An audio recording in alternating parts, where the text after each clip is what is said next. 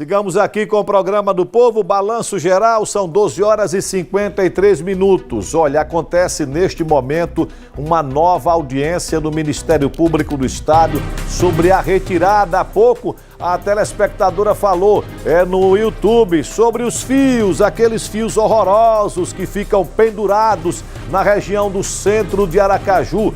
O detalhe é que o povo quer, viu, Selma, que essa operação de retirada dos fios, ela também vá para os bairros. Há pouco a telespectadora falou lá do bairro Ponto Novo. Uma ótima tarde para você, Selma. Oi, Fábio, boa tarde para você, boa tarde a todos que nos acompanham. A proposta é justamente essa, né? Ampliar a retirada desses cabos em outros bairros também da capital. Essa reunião acabou agora há pouquinho e para falar sobre esse assunto, a gente conversa com a doutora Elza Mussano, promotora de justiça, uma reunião que trouxe justamente esse balanço, né? Porque esse é um trabalho que iniciou no ano passado.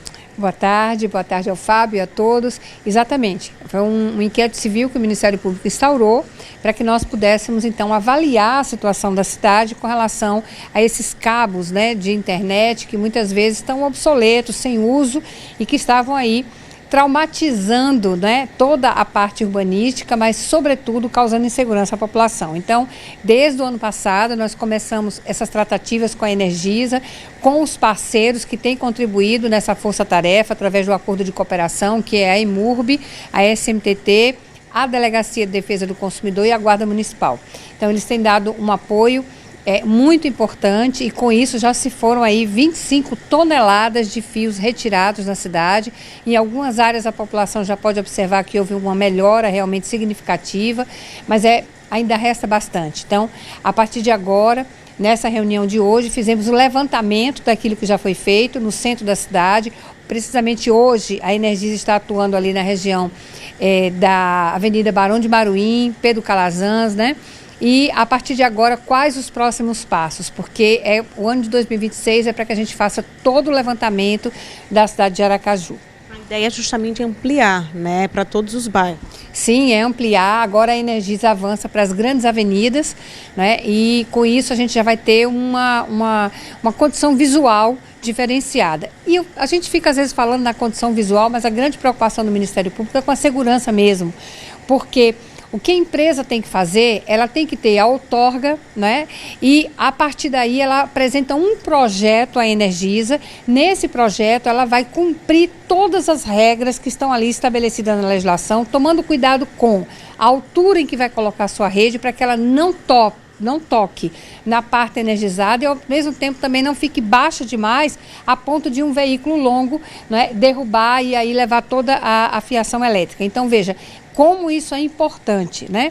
Então, o objetivo é que, para vocês terem uma ideia, do início que nós tratamos aqui o inquérito civil, no final do ano passado, nós tínhamos 47 empresas conhecidas como clandestinas e com pontos aleatórios e hoje só temos 7, né? O que significa que 40 empresas aí entraram no processo de legalização. Isso é muito importante, porque a gente acaba com a concorrência desleal e, sobretudo, com uma conduta que é criminosa também, porque coloca em risco a própria segurança da população. Com certeza. A senhora falou um ponto importante, questão de empresas clandestinas. Muita gente, justamente com a retirada desses fios, acabou ficando sem a prestação de serviço de internet, por exemplo, com orientação, né, para esses consumidores. Muito importante a sua pergunta, por isso nós também no inquérito, nós solicitamos à Energisa que disponibilizasse esse serviço. Então hoje o consumidor ele pode entrar na página lá da Energisa, vai ter também um aplicativo, né, onde ele coloca lá o nome da empresa. Então, por exemplo, vou contratar um serviço de internet. Ele tem o nome da empresa, antes de fazer o contrato, ele vai lá, procura saber se essa empresa ela tem contrato, se ela está legalizada. Se estiver, faz o contrato sem problema. Se não estiver, não contrata. E por que não contrata? Porque ele pode acabar pagando caro para ter o seu serviço e ele não terá o serviço porque esses fios poderão ser retirados e esse consumidor entrar no prejuízo porque ainda, além de ficar sem internet, ainda vai ter o problema de ter que buscar, né, esse dinheiro que ele efetivamente pagou por um serviço que não será prestado. Mas é um transtorno e tanto. Fábio, você quer interagir com a gente? Eu gostaria, seria um outro assunto, viu, Selma, rapidamente, nós falamos aqui no início da semana sobre a escada, que o nome dela é Alta Plataforma Aérea, que é aquela escada do Corpo de Bombeiros para combate ao incêndio. E o advogado Márcio Damasceno, ele fez uma referência ao Ministério Público dizendo o seguinte, que essa escada que tem no bombeiro, desde o governo Jackson Barreto, que ela quebra, conserta, e toda vez que o Ministério Público vai lá, o bombeiro manda consertar. Eu queria saber da doutora Eusa qual é a atuação do Ministério Público em relação a esse assunto, que é de extrema gravidade, já que nós temos muitos prédios na capital sergipana.